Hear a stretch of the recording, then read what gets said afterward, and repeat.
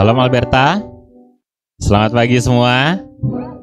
Iya, masih banyak bangku-bangku kosong ya. Artinya masih banyak saudara-saudari kita masih liburan nih. Tapi bersyukur kita masih bisa beribadah juga pagi ini. Sama seperti Tuhan menyertai saudara-saudari kita yang liburan, Tuhan Yesus juga hadir di tempat ini menyertai kita semua. Amin. Siap untuk beribadah pagi ini? Amin. Yuk, sebelum kita mulai pujian penyembahan kita, saya undang kita semua bersatu dulu sebentar. Kita minta pimpinan Roh Kudus dalam ibadah kita pagi ini.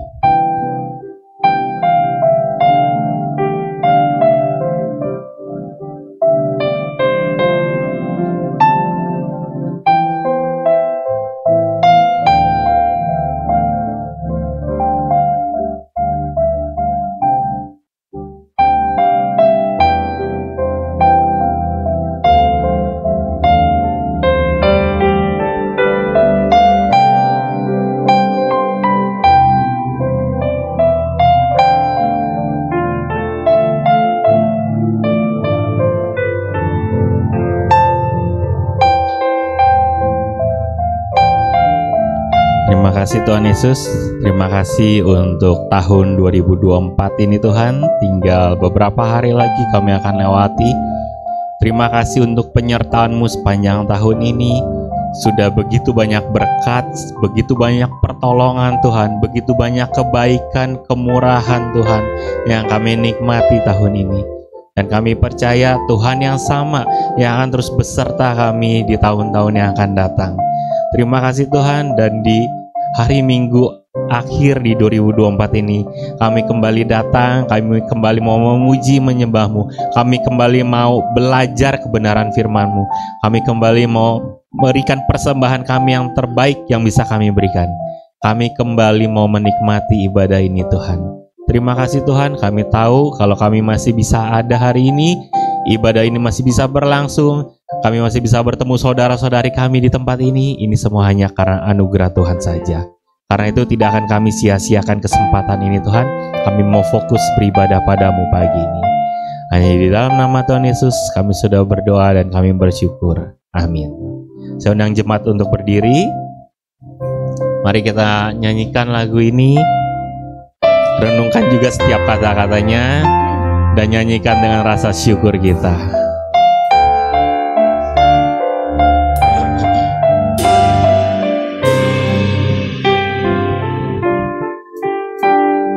Kau hiasi kehidupanku dengan kemurahan-Mu. Kau rancangkan masa depanku penuh dengan harapan. Kau hiasi kehidupanku dengan kemurahan-Mu. Kau rancangkan masa depanku penuh dengan harapan. Aku ada saat ini semuanya karena kasih-Mu. Aku hidup hari ini semua berkat kemurahan-Mu. Terima kasih Yesus, Engkau sangat baik, teramat baik bagiku. Terima kasih Tuhan untuk kebaikan-Mu. Kau hiasi kehidupanku dengan kemurahan-Mu. Kau rancangkan masa depanku penuh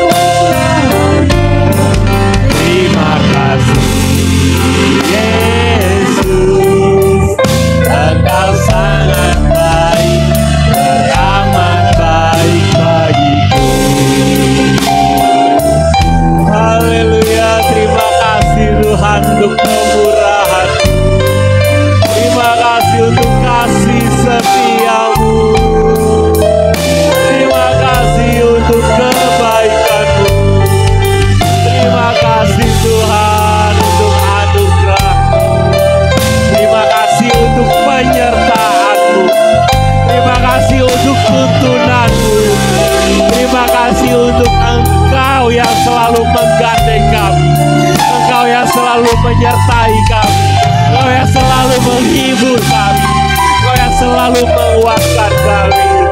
Terima kasih Tuhan, terima kasih.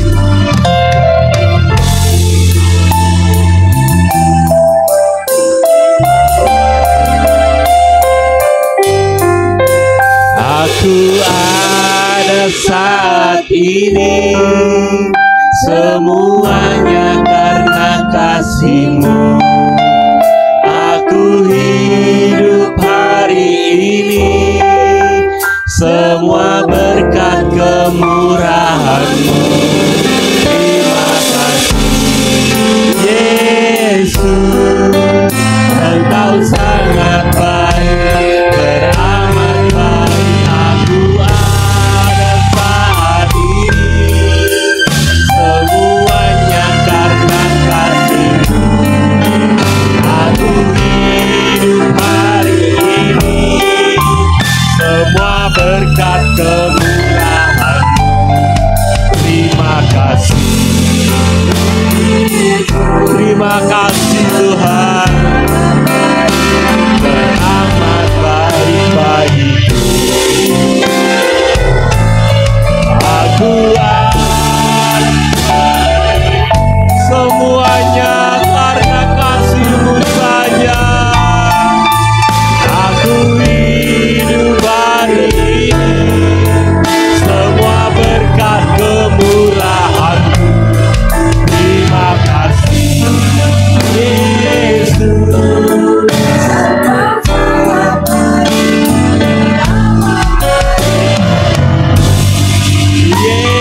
Yesus, Engkau sangat baik, teramat baik bagiku. Yesus, Engkau sangat baik, teramat baik bagiku. Terima kasih Tuhan, terima kasih untuk kemurahan-Mu, untuk kebaikan-Mu, untuk kasih setia-Mu. Terima kasih Engkau tetap menggandeng kami. Terima kasih Engkau tetap beserta kami. Terima kasih Tuhan, terima kasih. Dan untuk beberapa menit ke depan, kami mau luapkan rasa terima kasih kami lewat pujian kami, lewat lagu yang kami nyanyikan, lewat gerakan badan kami, lewat rasa syukur kami. Terima kasih Tuhan Yesus, terima kasih.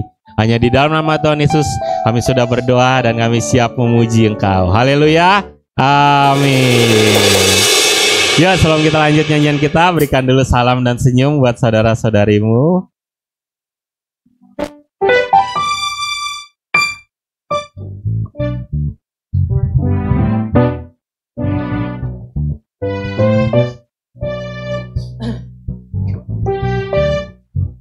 Oke, semua di sini bersyukur? Semua bersuka? Amin. Mari kita memberikan pujian buat Tuhan kita, Yesus, sahabat kita yang setia. Dia penuh kuasa, Dia penuh kasih, Dia penuh hikmat. Sama-sama ya, katakan. Kau satu penuh kasih, dua penuh hikmat, tiga penuh kuasa.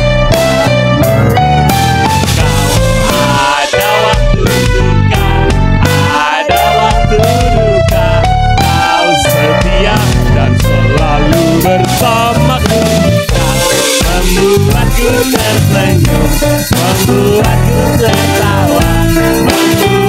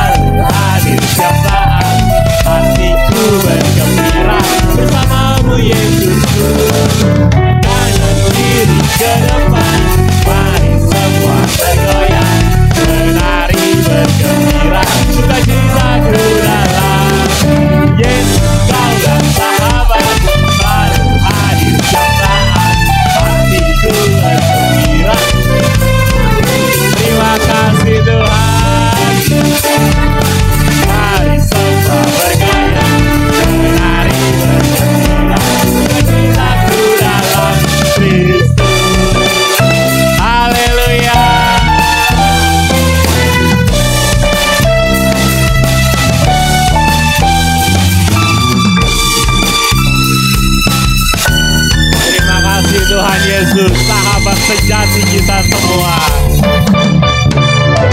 Yesus, kaulah sahabat, selalu hadir setiap saat. Hatiku bergembira bersamamu Yesusku. Kanan kiri ke depan, mari semua bergoyang, menari bergembira. Tinggian dikit ya Alberta.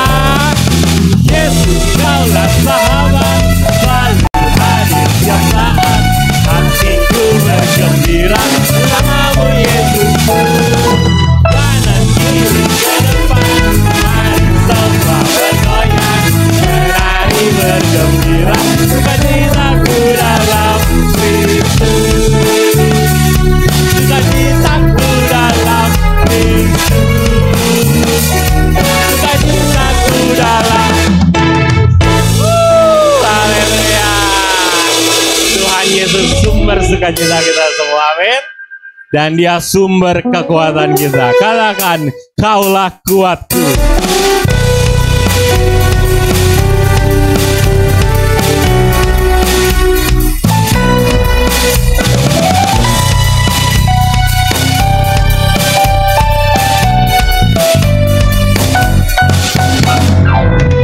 Meskipun musuh di depanku, rintangan menghadang langkahku, Kau sungguh Engkau bersamaku.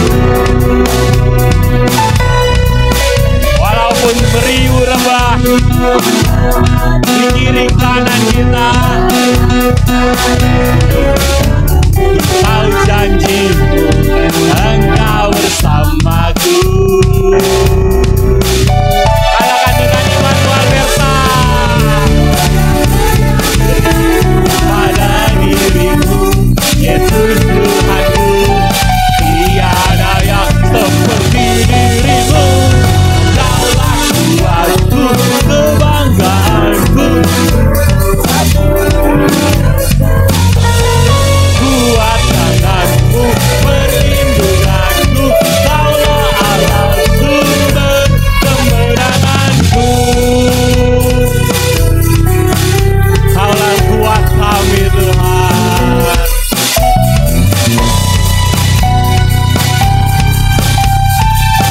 Mari Alberta nyanyikan lagi dengan iman kita.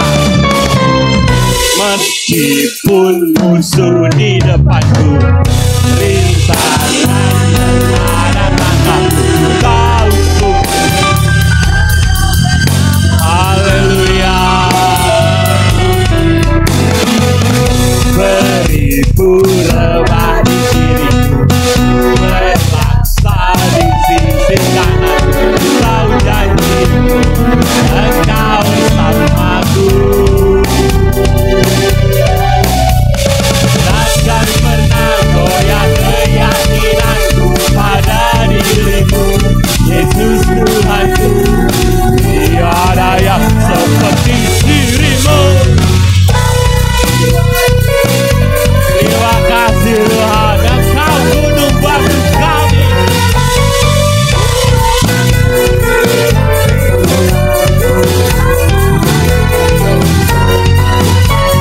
Kaulah kuatku, kebanggaanku, gunung batu dan keselamatanku. Kuat tanganmu, perlindunganku. Kaulah Allah sumber kemenanganku. Haleluya, Dia sumber kemenangan kita, Dia sumber kekuatan kita. Kita sama-sama katakan ya, Kaulah kuatku, perlindunganku. Kaulah kuatku, Kaulah kuatku, perlindunganku. Lagi-lagi nyatakan, Kaulah kuatku.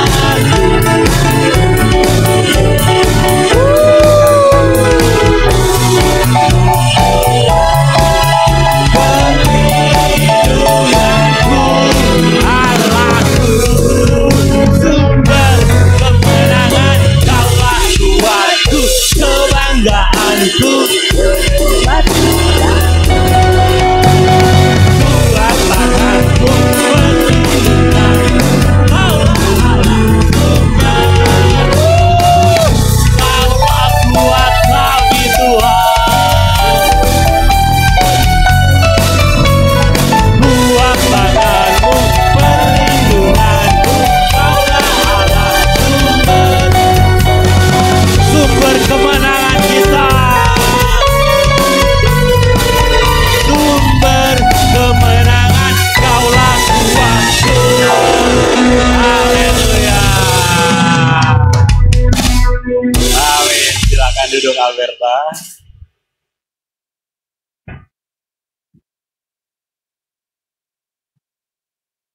Puji Tuhan.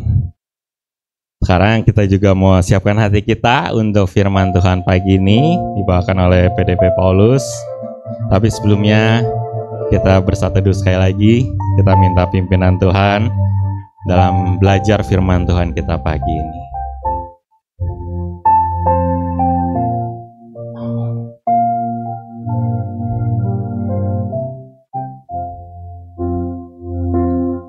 Kalau tadi kita sudah menyanyikan, Dia yang terus bersama kita, Dia yang terus menyertai kita. Kalau kita masih ada saat ini semua hanya karena kemurahan Tuhan. Kita sudah mengatakan Dia sumber sukacita kita. Dia sahabat kita yang tidak pernah meninggalkan.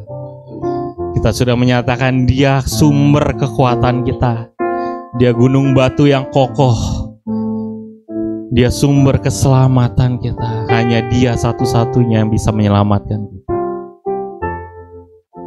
Di satu lagu terakhir ini sebelum firman Tuhan, biar kita juga nyanyikan dengan iman kita. Walaupun tahun yang akan datang kita nggak tahu kayak gimana, kita nggak tahu masalah apa yang akan datang ke dalam kehidupan kita, tapi kita semua percaya Tuhan tetap beserta.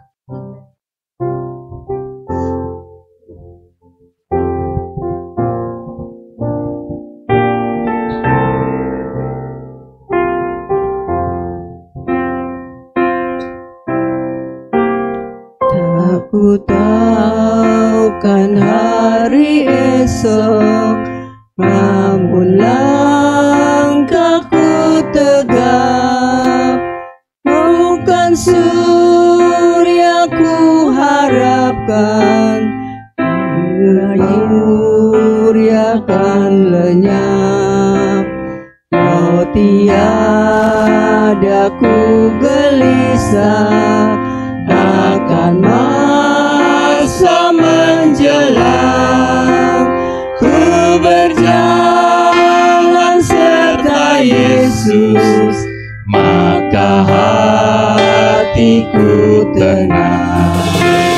Banyak hal tak ku pahami dalam masa menjelang, tapi bagiku ini tangan Tuhan yang pegang.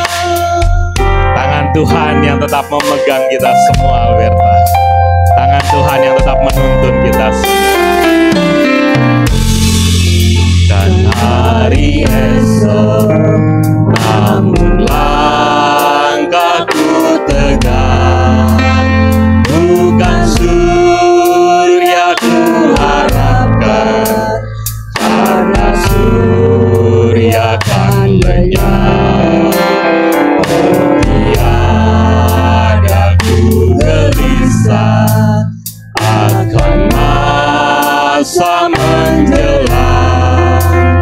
Ku berjalan serta Yesus, maka hatiku tenang. Banyak hal tak ku pahami dalam masa menjelang, tapi terang bagiku ini. Saya undang Ibu Alberta untuk kembali berdiri. Kita nyanyi bait duanya ya.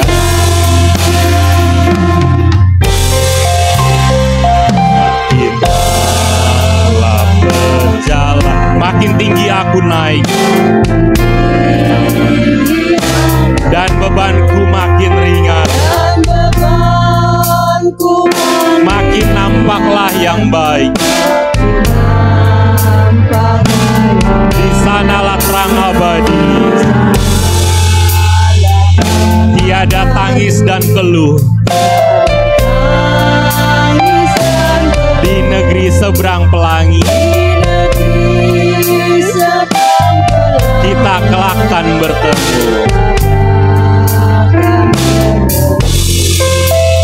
Banyak hal tak ku pahami dalam masa menjelang, tapi terang bagiku ini tangan Tuhan yang pegang. Banyak hal aku pahami dalam masa menjelang, tapi terang bagiku ini tangan Tuhan yang pegang.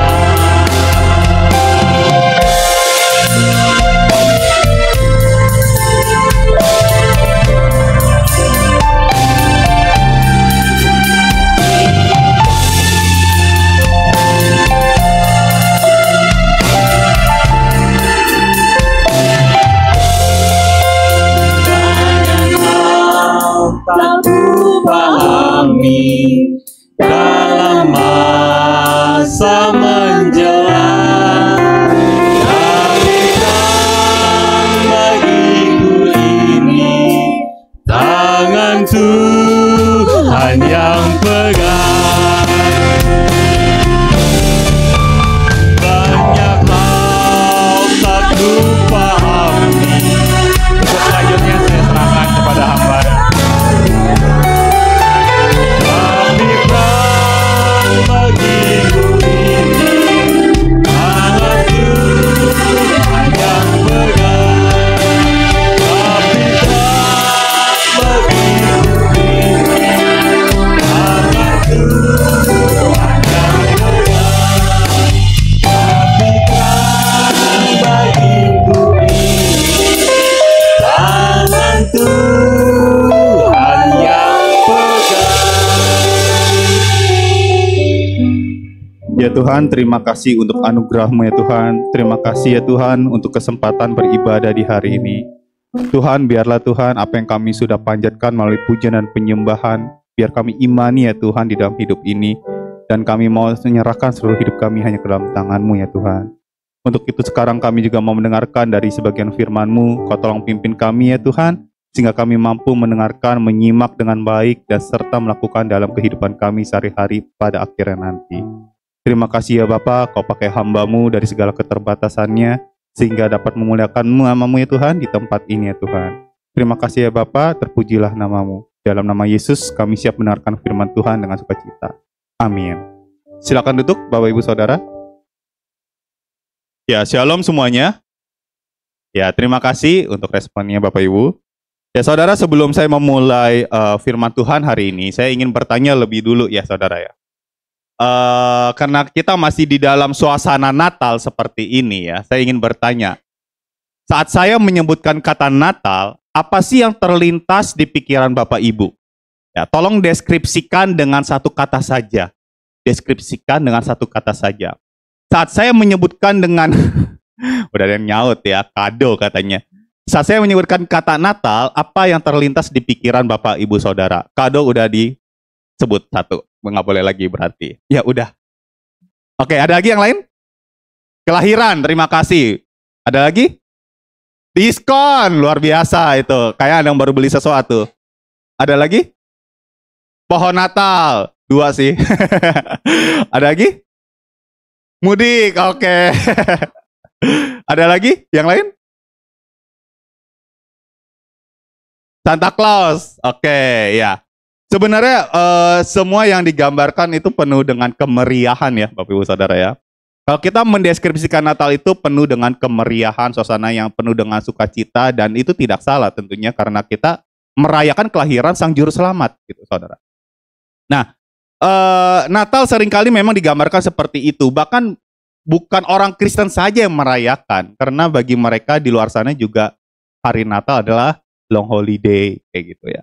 Bagi anak-anak murid saya paling enggak ya, waktu saya tanya, kenapa sih kalian senang banget ya kalau di bulan Desember? Karena bagi mereka itu long holiday gitu ya. Paling orang tuanya yang senep kayak gitu kan ya. Karena harus membiayai holiday mereka kayak gitu. Nah, Saudara, ini yang menjadi suatu polemik sebenarnya ya, Saudara ya. Kemeriahan terjadi di mana-mana, bahkan bagi institusi Kristen, baik itu gereja ataupun non-gereja, itu ada mereka kalau menyalurkan dana untuk sebuah acara atau event, bahkan dalam sebuah kantor yang rata-rata isinya adalah orang percaya yang sangat mungkin dipimpin oleh orang percaya, biasanya juga menyalurkan dana khusus untuk acara Natal di organisasi mereka. Dan biasanya Natal ini disalurkannya tuh lebih banyak, budgetnya lebih besar. Gereja seringkali mengalami seperti itu. Bahkan yang sering terlupakan itu Paskah biasanya, saudara. Nah, saya juga melihatnya ini hal yang terjadi di dalam kehidupan kita sebagai umat manusia ya, saudara ya. Nah, di sini kita bisa melihat, saudara, sebenarnya kalau boleh jujur, di masa-masa Yesus lahir, bahkan 1 tahun, 2 tahun ke depan setelah Yesus lahir, justru suasananya sama sekali nggak meriah, berlawanan dengan apa yang kita rayakan setiap tahunnya, Bapak Ibu. Ya, suasananya itu mencekam, kegelapan, bahkan terjadi pembunuhan, dan air mata para ibu mengalir dengan deras di hari kelahiran Yesus, bahkan 1 tahun, 2 tahun ke depannya setelah Yesus lahir. Untuk itu saya mau kasih judul khotbah hari ini adalah air mata di Bethlehem, terambil dari Matius 2 ayat 16 sampai yang ke-18, air mata di Bethlehem. Saudara kalau ingin melihat betapa mencekamnya suasana di kelahiran Yesus, saudara itu bisa menonton satu film judulnya Mary. Saya belum lama nonton, itu baru rilis di Netflix ya. Itu judul itu merayakan kelahiran Yesus dengan sebuah film kayak gitu, dari sudut pandang ibunya Yesus, yaitu adalah Mary. Nah, suasananya benar-benar mencekam. Bagaimana Yusuf, Maria harus pergi ke Mesir, lalu mereka kemudian dikejar-kejar tentara Herodes kayak gitu. Kemudian banyak bayi yang dibunuh dan lain sebagainya. Suasananya ya memang seperti itu, Bapak Ibu Saudara. Nah, untuk itu saya mau membawa saudara yang hadir hari ini untuk merenungkan kembali kekelaman yang terjadi di saat itu. Sehingga di suasana Natal ini kita juga mengambil waktu teduh sejenak, merenungkan kembali tentang kelahiran Yesus ini, Bapak Ibu Saudara. Untuk itu mari kita baca 1 ayat lebih dulu ya, Matius 2 ayat 16. Rasanya saya tulis di depan, oke. Matius 2 ayat yang ke-16 kita baca bersama ya Bapak Ibu. Mari, 3, 2, 1. Ketika Herodes tahu bahwa ia telah diperdayakan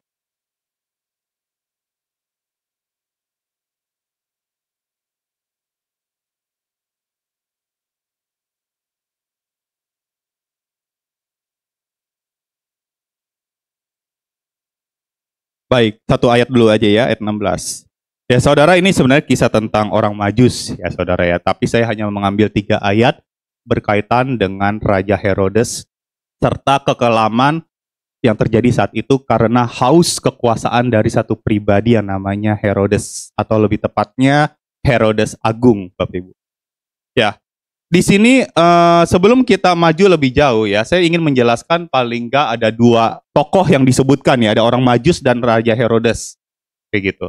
Nah saudara, di sini orang Majus ya, saya nggak akan bosan-bosannya untuk menggambarkan kisah orang Majus ini sehingga kita bisa memahami firman Tuhan lebih dalam.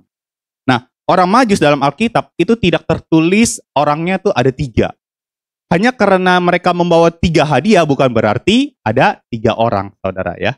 Apalagi zaman sekarang, anak muda, kalau masih hadiah ke temannya, mereka biasanya patungan. Bisa tuh ada 20, bisa satu kelas kalau murid-murid saya kayak gitu ya. Untuk menghadiahi 1 orang saja kayak gitu. Ya. Jadi 3 hadiah bukan berarti 3 pemberi. Bahkan sangat mungkin karena orang Majus ini adalah sebenarnya orang yang berkedudukan tinggi. Jadi orang yang penting di daerahnya. Kalau kitab Mazmur, kitab Yesaya 60-an itu menggambarkan nubuatan kelahiran Yesus bahwa akan datang raja-raja dari timur. Maka kita selalu mendapat gambaran orang Majus ini adalah raja-raja dari timur, Bapak Ibu Saudara. Tapi kalau kita mau melihat dari kata orang Majus itu adalah ahli perbintangan, Bapak Ibu. Terlepas dari apapun status mereka, yang pasti mereka memiliki kedudukan yang tinggi. Oke? Mereka memiliki kedudukan yang tinggi. Sehingga mereka adalah orang-orang penting di tempat kelahirannya. Nah, saudara, di sini kita bisa melihat dari apa? dari apa yang mereka bawa. Emas, kemenyan, dan mur bukan barang murah saat itu. Apalagi juga emas. Dari dulu sampai sekarang, namanya emas juga mahal, Bapak Ibu Saudara. Nah, kemudian orang Majus ini sangat mungkin datang kepada Yesus itu yang nggak bertiga doang kalau memang jumlahnya 3, Bapak Ibu. Atau bukan sendirian kalau memang jumlahnya 1, kayak gitu. Tapi sangat mungkin mereka datang segerombolan. Kenapa? Karena kan tadi saya bilang ya, kalau orang Majus ini berkedudukan tinggi. Orang yang berkedudukan tinggi, apalagi kalau digambarkan raja kayak gitu, tentu nggak mungkin mau bawa barang bawaannya itu sendirian. Perjalanan dari timur menuju Bethlehem itu kurang lebih memakan waktu 4 bulan, Bapak Ibu Saudara. Dan itu perjalanan yang sangat panjang, semua tergantung cuaca, kondisi di saat itu, Bapak Ibu. Jadi nggak mudah bagi orang Majus untuk pergi dari timur menuju Bethlehem. Mereka harus bawa barang bawaan yang banyak, bukan ya? Mereka harus bawa tenda, mereka harus bawa asupan makanan, mereka harus bawa bekal, dan lain sebagainya. Tentu mereka nggak bawa sendirian. Mereka minta tolong sama bawahannya dan seterusnya. Kayak gitu. Jadi datangnya segerombolan tuh Bapak Ibu. Si orang Majus ini menuju Bethlehem. Nah, kemudian tidak dijelaskan di dalam Alkitab sebenarnya kapan sih orang Majus ini melihat bintang. Apakah saat Yesus benar-benar lahir, apakah saat Maria mengandung dan lain sebagainya, saudara ya. Tapi yang pasti saudara ya, yang pasti perjalanan mereka bisa sekitar kurang lebih 4 bulanan, tadi yang sudah katakan. Semua itu tergantung cuacanya. Dan pada saat mereka datang, itu orang Majus datang ke rumah Yusuf dan Maria ini, di sebuah rumah maksud saya, di mana mereka masuk ke dalam rumah, itu ada ayatnya jelas. Waktu mereka masuk ke dalam rumah, di situ mereka melihat Sang Juru Selamat, kemudian mereka memberikan hadiah emas, kemenyan, dan mur. Di situ tujuan mereka tercapai, yaitu menyembah Raja orang Yahudi. Kurang lebih gambarannya seperti itu, Bapak Ibu, untuk orang Majus. Dan di situ mereka datang kurang lebih waktu usia Tuhan Yesus itu di bawah 2 tahun. Kita bisa melihat ini dari apa yang diancam oleh Herodes. Herodes kan ingin membunuh bayi-bayi yang di usianya di bawah 2 tahun. Makanya kurang lebih ya Tuhan Yesus ya bukan baby yang baru lahir lah ya. Tapi lebih kepada bayi yang masih kecil, yang mungkin lagi main bersama dengan Yusuf, bersama dengan Maria, dan lain sebagainya. Kayak gitu. Baik, itu sekitar tentang orang Majusnya. Supaya kita melihat bisa memahami gambaran yang lebih jelas. Sekarang kita mau memahami satu pribadi yang lain, saudara. Yang juga disebutkan dalam ayat itu, yang mungkin kita jarang membacanya dan mungkin memang ayatnya sangat sedikit sehingga kita kurang referensi dalam hal ini. Herodes atau Herodes Agung, saudara ya. Karena Herodes itu gelar ya Bapak Ibu. Nah, jadi Herodes ini seorang yang pintar, ahli di dalam membangun sebuah bangunan atau kota, Bapak Ibu. Saudara, kita tahu yang namanya daerah di Jakarta Utara ini ada PIK ya, saudara ya. PIK 1, PIK 2 kayak gitu kan ya. Nah, PIK itu sebenarnya udah dibikin oleh Herodes Agung lebih dulu. Karena dia ternyata pernah membangun daerah namanya Caesarea Maritimia itu di bawah pesisir pantai atau di bawah lautan dan seterusnya, saudara ya. Jadi itu disebut kota pelabuhan yang luar biasa yang dibangun oleh Herodes Agung, Bapak Ibu. Nah, jadi di mana mereka bisa melakukan kegiatan aktivitasnya karena si Herodes. Nah, tetapi gimana pun juga saudara, Raja Herodes ini tidak disukai oleh orang-orang Yahudi. Karena dia lahir dari keturunan Edom. Edom itu dari Esau, Bapak Ibu. Kalau kita kan mendengar satu bangsa Yahudi, Israel. Israel itu nama lainnya adalah siapa? Yakub. Nah, jadi kalau ini keturunan Yakub, yang ini keturunan Esau. Sehingga dia nggak disukai. Karena kan orang Yahudi kegilaan darah murni ya, saudara ya. Dia half blood kayak gitu, ya mereka anggap lebih rendah statusnya dibandingkan dengan orang Yahudi yang OG, original kayak gitu. Nah, di sini kita bisa melihat bahwa ternyata si Herodes ini bagaimanapun juga walaupun dia statusnya raja, nggak disukai sama orang Yahudi. Tapi hasil karyanya itu diterima tuh orang-orang Yahudi, ya memang orang Yahudi luar biasa saudara ya. Hasil karyanya diterima, cuman orangnya ditolak kayak gitu ya. Satu sisi juga karena memang ini Herodes Agung diangkat oleh kerajaan Roma saat itu. Kerajaan yang sedang menjajah orang-orang Yahudi. Yang membuat orang-orang Yahudi itu jatuh, Bapak Ibu. Sehingga dia tidak disukai. untuk mengesankan hati orang Yahudi, makanya dia pikir apa nih yang paling berkesan di hati orang Yahudi, yaitu adalah Bait Allah. Bait Allah Salomo dibangun dengan megah, hancur. Dibangun kembali tembok-tembok Yerusalem, kita lihat zaman Nehemia, zaman Ezra. Nah, itu kan dibangun kembali kayak gitu ya saudara ya. Tetapi ternyata itu tidak memuaskan bangsa Yahudi, sehingga waktu zaman Raja Herodes ini dibangun kembali sehingga menjadi lebih baik Bapak Ibu. Untuk mengesankan hati orang Yahudi, untuk mengesankan hati, memenangkan hati orang Yahudi, Raja Herodes membangun Bait Allah. Simbol kebanggaan orang Yahudi di saat itu. Nah, di situ akhirnya tetap saja dia ditolak karena dia keturunan Edom yang tadi, juga karena dia diangkat oleh kerajaan Roma, dan masih banyak lagi alasan lainnya. Ia juga mendirikan kuil-kuil untuk penyembahan berhala, saudara ya. Dan ia juga satu pribadi yang mudah curiga. Bahkan dia pernah membunuh istrinya sendiri. Raja saat itu istri nggak cuma satu ya saudara ya. Istrinya sendiri, anaknya juga dibunuh, pejabat politik yang mau mengambil kekuasaannya juga dibunuh saudara. Makanya ada sejarawan namanya Flavius, Josephus Flavius, itu pernah berucap gini, lebih baik jadi anak babi daripada anak kandungnya Herodes. Ya. Karena kalau jadi anak kandungnya Herodes kemungkinan bisa mati, tapi kalau jadi anak babi nggak mungkin disentuh. Kan orang Yahudi, agamanya si Herodes tuh agama Yahudi saudara ya, jadi haram bagi dia, kayak gitu kan. Jadi nggak mungkin disentuh, kecuali hari raya Natal, itu bercanda ya. Nah saudara, jadi begitu kejamnya ini Herodes, sehingga dia juga digambarkan sebagai seorang pribadi yang kejam, paranoid, orientasi pada prestasi, kekuasaan. Juga dia orangnya insecure sebenarnya, emosional. Di saat dia mendengar dari orang Majus datang ke Bethlehem, hanya ke tanah Israel maksud saya, untuk menyembah satu raja lahirnya sang juru selamat, dia merasa kekuasaannya itu akan disingkirkan. Sehingga di situ dia merasa terancam dan ingin membunuh raja orang Yahudi ini. Cuman masalah dia nggak tahu. Namanya nggak tahu, ada di mana dan lain sebagainya. Makanya kan dikumpulin tuh orang-orang ahli-ahli Taurat ya, ahli-ahli Taurat kayak gitu.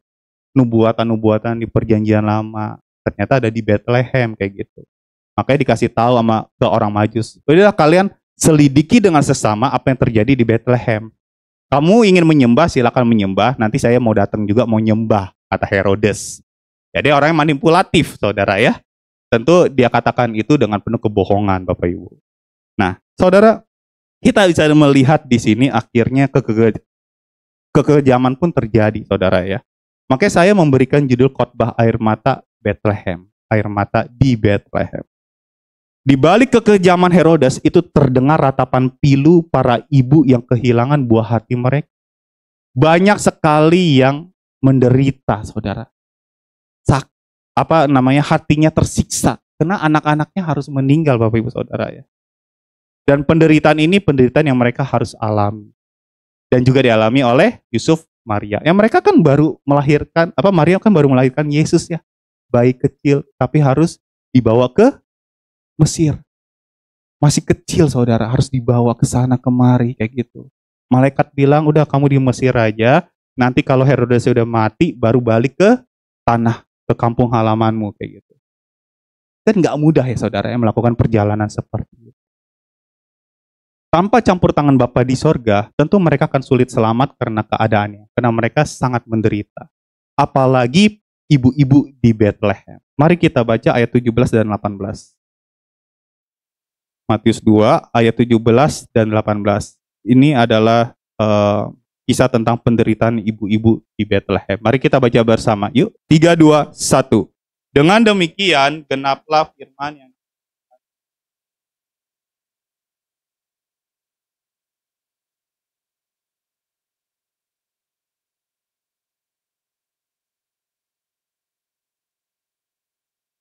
baik, terima kasih. Ya saudara, karena ini menyebut kitab Yeremia atau apa yang ditulis oleh Nabi Yeremia, kita bahas sedikit saudara ya. Jadi sebenarnya ayat ini adalah ayat yang kita baca tadi adalah penggenapan dari kitab Yeremia 31.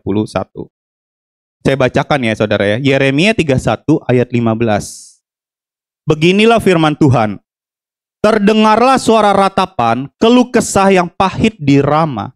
Rahel menangisi anak-anaknya. Ia tidak mau dihibur karena anak-anaknya, sebab mereka tidak ada lagi. Nah saudara, jadi konteks Nabi Yeremia ini di saat dia sedang menulis, itu konteksnya waktu mereka, bangsa Israel sedang dibuang ke tanah Babel. Ada satu kota dekat Bethlehem, namanya Rama. Kayak gitu. Itu titik kumpul untuk mereka yang akan dibuang ke Babel saatnya nanti. Yang dibuang tentu dicari yang bisa kerja, Bapak Ibu Saudara. Ya, mereka yang masih muda. Nah, banyak para ibu di situ menangisi tentang hal ini karena ada generasi yang hilang tentunya karena mereka harus dibuang ke Babel atau mereka juga dibunuh, Saudara. Nah, di situ mereka menderita, mereka menangis, ada ratapan di situ, Saudara. Dan di situ terjadi sebuah yang namanya hal-hal yang memilukan bagi para ibu. Itu yang terjadi di dalam kitab Yeremia. Nah, gambaran ini penuh dengan kesedihan. Jadi tragedi pembantaian Raja Herodes di kitab Matius yang sudah kita baca, itu menimbulkan tangisan dan ratapan yang mirip dengan kesedihan yang dialami oleh para ibu di kitab Yeremia. Kenapa tulisannya tadi Rahel? Karena Rahel itu pribadi wanita yang dicintai oleh Yakub. Kan Yakub lebih cintanya sama Rahel daripada sama Lea. Seperti itu saudara. Jadi Rahel ini mewakili bangsa Israel atau para ibu-ibu Israel. Tapi saudara, dari kekelaman yang ada dari dua kisah tersebut, baik Yeremia 31 ataupun Matius, tetap ada yang namanya pengharapan. Amin saudara. Ada yang namanya pengharapan. Karena di Yeremia, walaupun konteksnya mereka dibuang ke Babel, di situ saudara ya, ada yang namanya pengharapan dan pemulihan. Tuhan berjanji akan membawa mereka balik lagi ke kampung halamannya. Sementara di kitab Matius 2, kesedihan para ibu di Bethlehem yang berujung pada pengharapan yang lebih besar atau kebaikan yang lebih besar. Ada the greatest gift yang Tuhan sudah sediakan untuk umat manusia, yaitu lahirnya Sang Juru Selamat. Saya tidak sedang mengecilkan ratapan tangisan para ibu di Bethlehem yang harus kehilangan anaknya di usianya yang di bawah 2 tahun. Tentu itu sangat memilukan, saudara.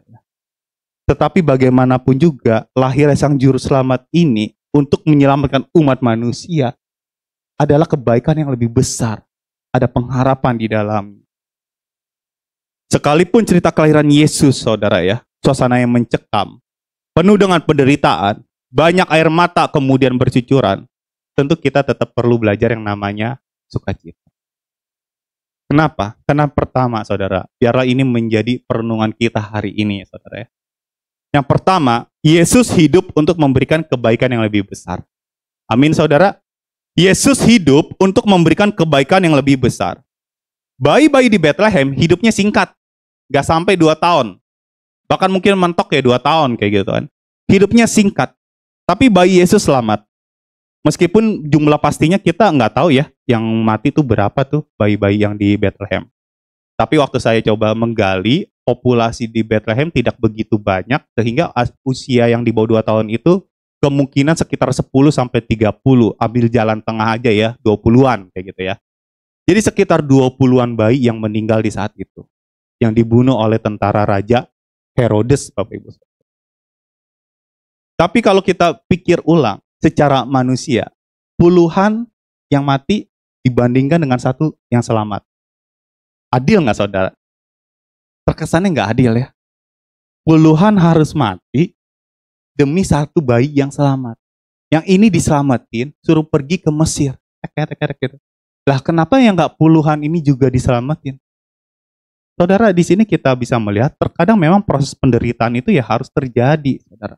Untuk menggenapi rancangan Allah yang lebih besar, rancangan Allah yang mulia, yang ada di depan sana untuk seluruh umat manusia. Keselamatan, hidup yang kekal, itulah tujuan Allah sebenarnya, Bapak. Bukan berarti penderitaan ibu-ibu di Bethlehem itu tidak penting, saudara. Kehidupan mereka sangat penting. Bayi-bayi itu juga penting. tapi seluruh umat manusia ini, saudara. Itu yang Tuhan ingin menangkan. Saudara, penderitaan yang kita alami mungkin sangat menyakitkan di dunia ini ya. Saya nggak tahu apa yang sedang saudara alami. Ya. Kita nggak tahu secara detail tentang penderitaan yang dialami oleh saudara kita sendiri, oleh sahabat kita sendiri, oleh teman gereja kita sendiri. Kita nggak tahu, saudara. Tapi yang pasti Tuhan sudah menyediakan sesuatu yang lebih besar.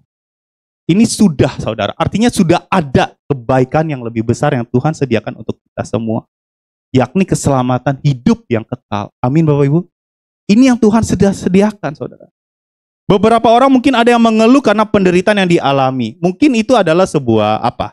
Sebuah penyakit. Tapi pernahkah kita berpikir bahwa penyakit yang dialami oleh orang tersebut atau yang kita alami, mungkin Tuhan memang izinkan itu terjadi sampai hari terakhir di dalam hidupnya, di dalam dunia ini.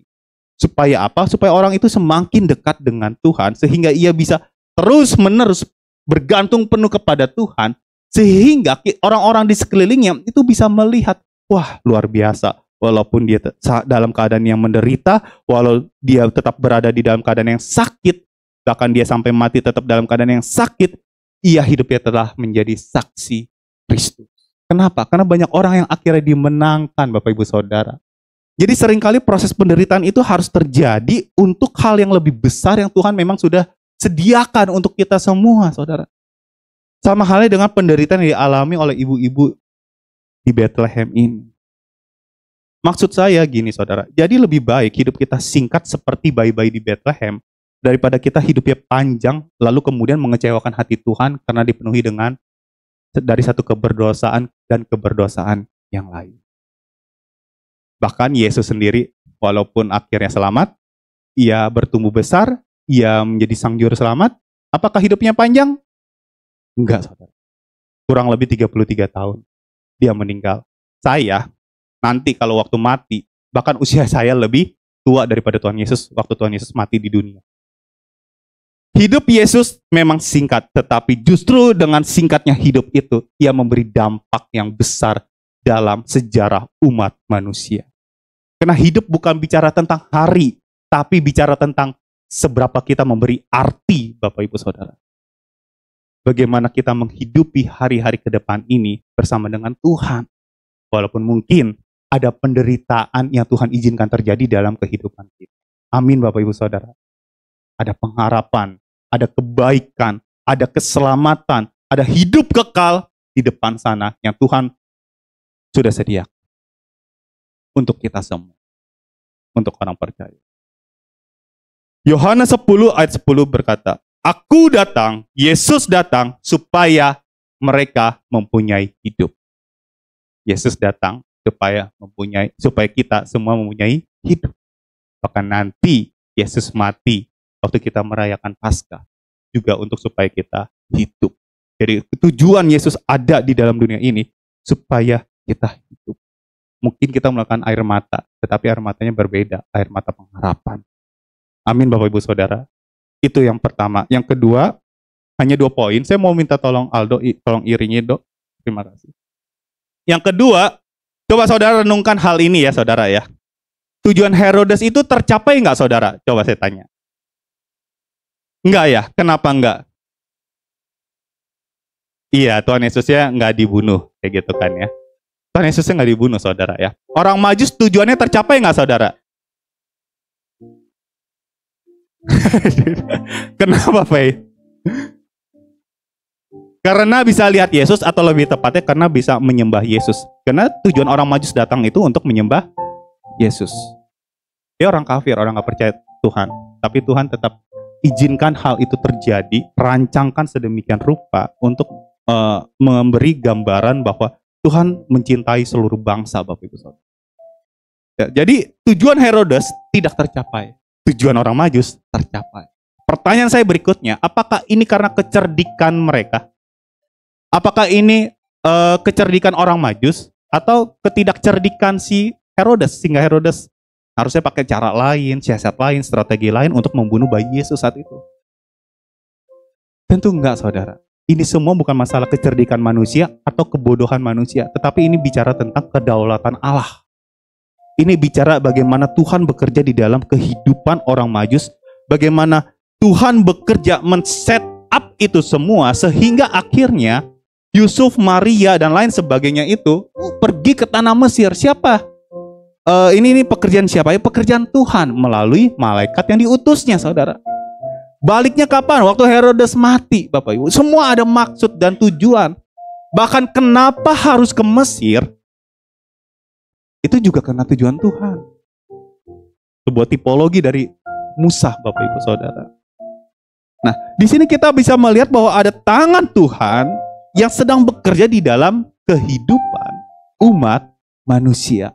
Dan kuasanya lebih besar dari apapun dari niat jahat orang lain yang mungkin mau mencelakakan kehidupan kita.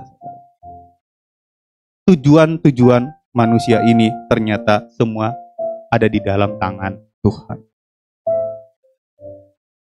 Orang Majus dipimpin oleh Tuhan. Saat mereka datang menuju Bethlehem, orang Majus pulang pun juga diatur oleh Tuhan. Jangan lewat jalan yang tadi. Jangan sampai lu ketemu Herodes. Lu bakal mati kalau nggak ya. Lewat jalan yang lain kayak gitu. Dan akhirnya lewat jalan yang lain. Jalan yang berbeda dengan waktu mereka datang. Siapa yang menyelamatkan?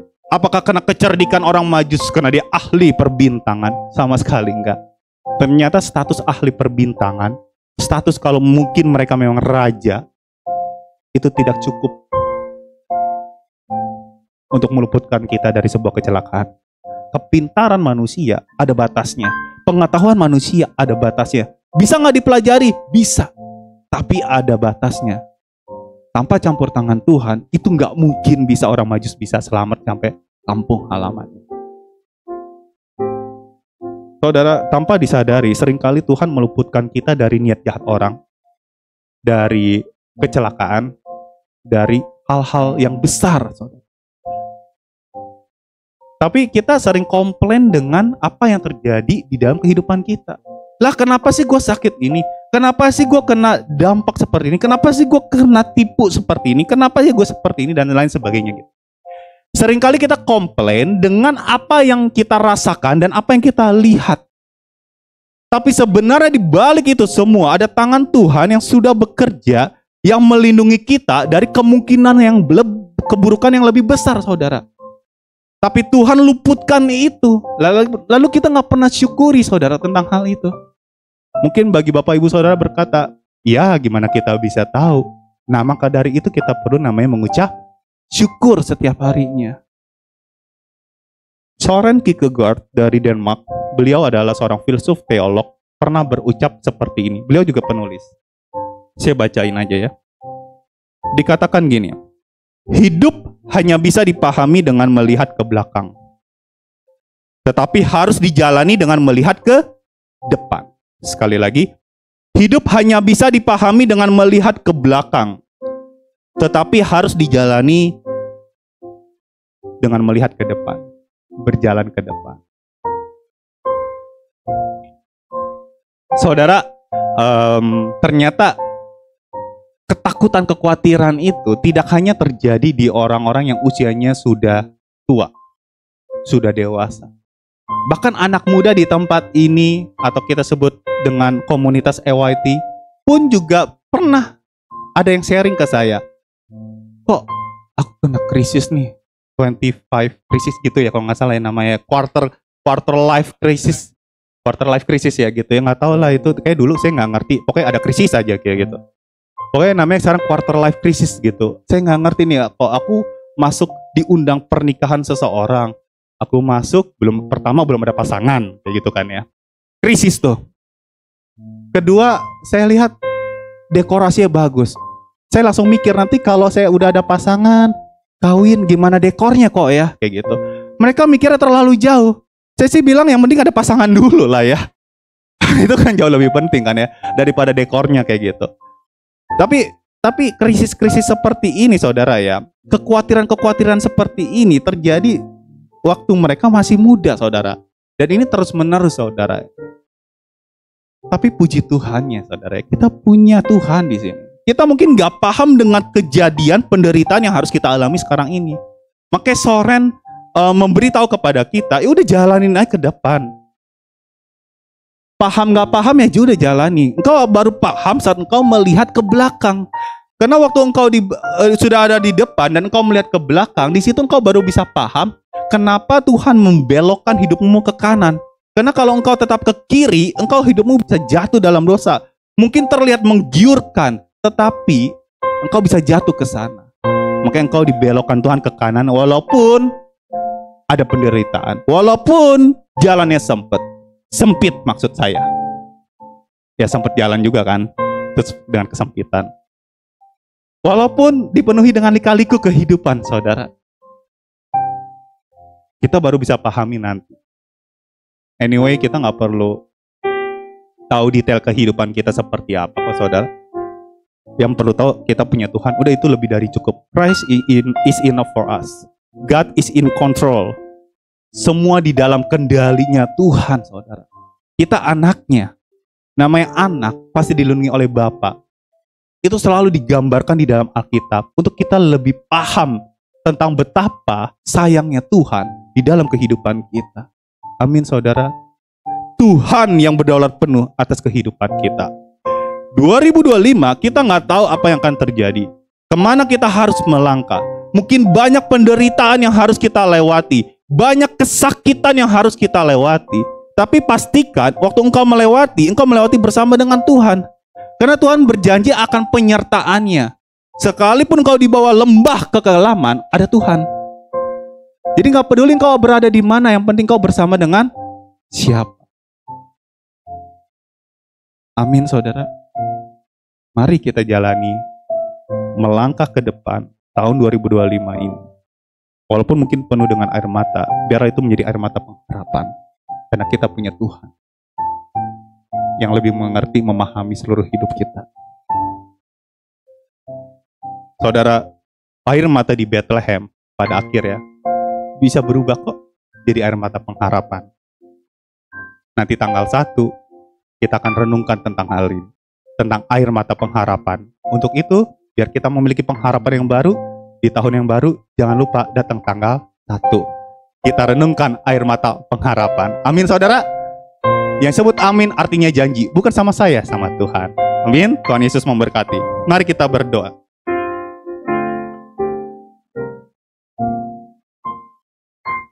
Tuhan Yesus, terima kasih untuk perenungan firman-Mu di hari ini. Tuhan, biarlah ini menjadi kekuatan bagi kami, terutama bagi kami yang mungkin sedang mengalami satu hal yang sangat-sangat sulit untuk diceritakan ke orang lain. Kau tolong kami ya Tuhan, tolong tuntun kami ya Tuhan. 2024 sebentar lagi akan berakhir. Banyak kekhawatiran yang harus kami jalani di tahun yang akan datang. Di tahun 2025 nanti. Tapi yang kami percaya ya Tuhan, sekalipun mungkin air mata itu mengalir dengan deras, kami percaya bahwa ada kebaikan yang sudah Engkau sediakan untuk kami. Kebaikan bukan dari sudut pandang manusia. Kebaikan bukan hanya sekedar kalau engkau sakit, lalu engkau sembuh. Engkau miskin, kemudian engkau kaya. Tetapi kebaikan yang Tuhan sediakan ada hidup yang kekal bersama dengan Bapa di surga. Terima kasih untuk sesuatu yang sangat berharga ini ya Tuhan, yang Engkau sudah berikan kepada kami lebih dulu. Dan kami percaya bahwa Engkau Allah yang berdaulat atas hidup kami. Engkau Tuhan yang berdaulat atas hidup kami. Engkau yang memegang kendali. God is in control. Ajar kami yang selalu lemah imannya, yang selalu rapuh, yang selalu hancur ini, untuk dapat bersandar penuh kepada Engkau ya Tuhan. Ajari hamba-Mu, ajari jemaat-Mu, ajari seluruh pendengar firman di hari ini ya Tuhan. Sehingga kami bisa melangkah dengan pasti, dengan penuh pengharapan di tahun 2025 nanti. Terima kasih Tuhan Yesus. Hamba-Mu berhenti berbicara, namun biar Roh Kudus terus membiarkan kami, mendidik kami, mengarahkan kami di dalam jalan kebenaran firman-Mu. Terima kasih ya Tuhan. Di dalam nama Yesus kami sudah berdoa dan kami sungguh mengucap syukur. Amin. Tuhan Yesus memberkati. Puji Tuhan, saya yakin kita semua diberkati oleh firman Tuhan pagi ini. Dan saya atas nama seluruh jemaat dan Ibu Gembala mengucapkan terima kasih untuk pelayanan PDP Paulus. Tuhan Yesus memberkati. Sekarang kita akan berikan persembahan kita. Bagi yang bertugas, saya undang untuk ke depan. Dan kepada setiap jemaat yang ingin memberikan persembahan bisa menyiapkannya, baik yang berupa uang fisik ataupun pakai scan QR, bisa menyiapkannya masing-masing. Untuk doa persembahan, saya mohon kesediaan Ibu Tri ya, pimpin kita dalam doa persembahan. Bapa yang baik, kami bersyukur dan berterima kasih Tuhan buat waktu dan kesempatan kembali Engkau berikan kepada setiap kami untuk kembali datang beribadah kepadamu, untuk menikmati berkat-Mu, menikmati kasih-Mu, menikmati juga kebenaran firman-Mu Tuhan yang disampaikan oleh hamba-Mu PDP Paulus. Kami bersyukur Tuhan, biarlah ini firman-Mu boleh menjadi perenungan dalam kehidupan kami dan boleh menjadi berkat dalam kehidupan kami di tahun yang akan datang Tuhan. Terima kasih Tuhan. Kalau sebentar kami diberikan kesempatan juga untuk memberikan persembahan, biarlah Engkau yang menyucikan, menguduskan setiap persembahan yang akan kami berikan ini, biar boleh menjadi berkat. Terima kasih Bapa. Kau berkati juga kedua pelayan kolektan pada pagi hari ini dengan berkat yang khusus. Terima kasih Bapa, di dalam nama Tuhan Yesus kami berdoa dan kami siap memberi dengan hati yang tulus dan juga penuh sukacita. Dalam nama Yesus kami berdoa. Amin. Amin. Saya bacakan pengumuman, Bapak Ibu juga bisa lihat di layar depan. Yang pertama, keluarga besar GB Alberta mengucapkan terima kasih kepada PDP Paulus Igunata Sutejo yang telah menyampaikan firman Tuhan dalam kebaktian umum hari ini. Tuhan Yesus memberkati keluarga dan pelayanan Bapak. Terima kasih juga kepada semua pelayan yang telah setia melayani dalam kebaktian umum hari ini. Tuhan Yesus memberkati. Lalu sama seperti tadi Paulus sudah disampaikan ya, tanggal 1 Januari besok kita akan adakan kebaktian awal tahun pada pukul 10 pagi dan juga diadakan perjamuan kudus. Lalu untuk minggu yang akan datang tanggal 5 Januari ibadah raya pukul 8 pagi, firman Tuhannya akan disampaikan oleh PDM Wiwi Karta Elia.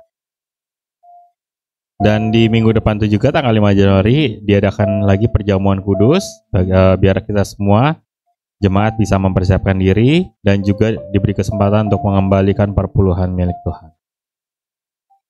Keluarga besar GB Alberta mengucapkan selamat ulang tahun kepada Ibu Surati yang ulang tahun tanggal 2 Januari. Apakah hadir? Tidak ya. Oke, lalu berikutnya untuk pengumuman ibadah komisi dan ibadah di tengah minggu. Untuk Benteng Doa Alberta akan dimulai kembali tanggal 10 Januari. Untuk EYT akan dimulai kembali tanggal 12 Januari. Untuk WBI dimulai kembali tanggal 14 Januari. Alberta Kids dimulai kembali 12 Januari. Dan Komsel Pemuda dimulai kembali tanggal 26 Januari. Lalu berikutnya untuk Bapak Ibu yang ingin mempersembahkan makanan dan minuman untuk acara kongkoh kita, bisa menghubungi Diaken Lilumin. Berikutnya, jangan lupa tetap satukan hati berdoa bagi gereja kita dan bangsa negara kita setiap malam pada pukul 9. Dimanapun kita berada, kita luangkan waktu berdoa sejenak. Juga kita jangan bosan-bosan untuk mengingatkan saudara-saudari kita yang nggak bisa beribadah pagi ini dengan keperluan mereka masing-masing, supaya minggu yang akan datang mereka bisa ikut beribadah bersama. Dan semua warta tadi Bapak Ibu bisa lihat juga di warta digital yang dibagikan di WA Group GB Alberta. Itu aja. Apakah ada pengumuman tambahan dari Bu Gemem? Tidak ada ya. Oke, saya undang jemaat untuk kembali berdiri. Kita akan doa tutup dan nanti doa berkat akan disampaikan oleh Ibu Gembala.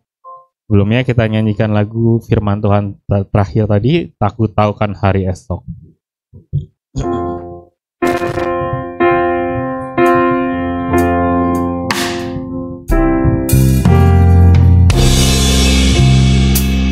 Takut tahukan hari esok, langkahku tegak, bukan surya ku harapkan, karena surya kan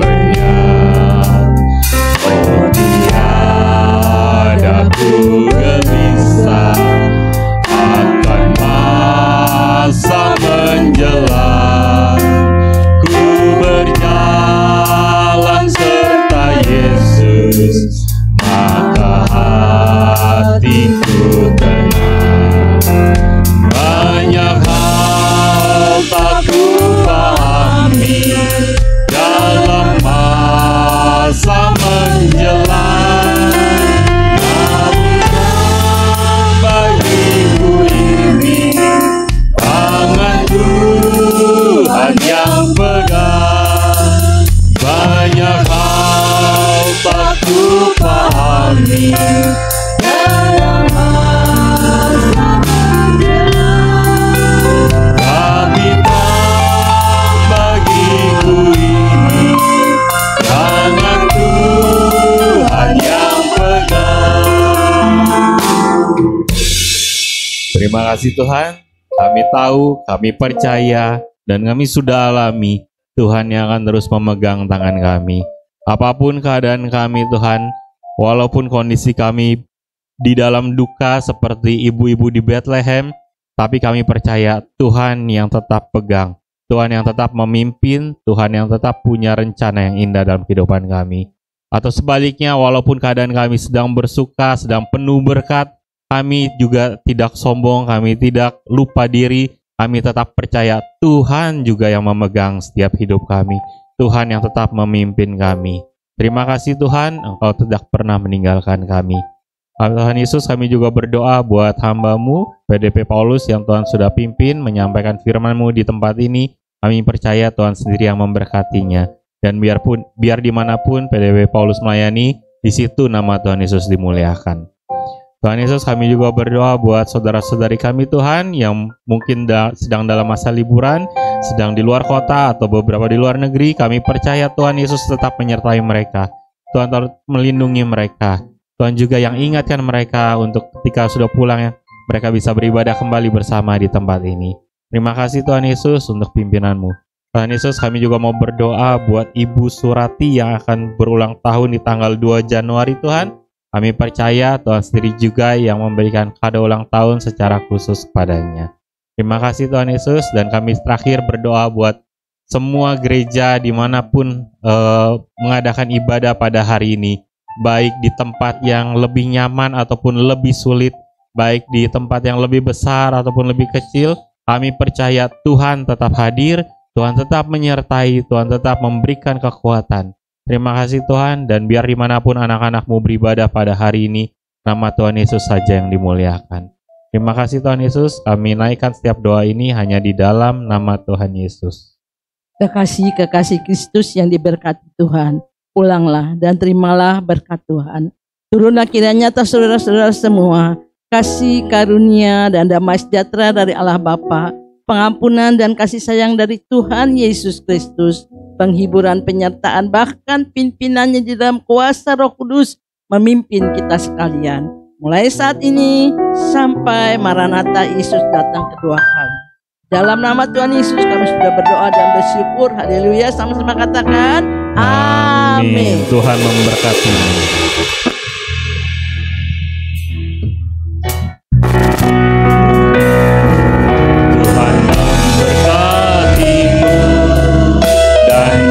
Melindungimu, Tuhan menyinarimu dengan wajah-Nya, beri kasih karunia, hadapkan wajah-Nya, dan beri damai sejahtera.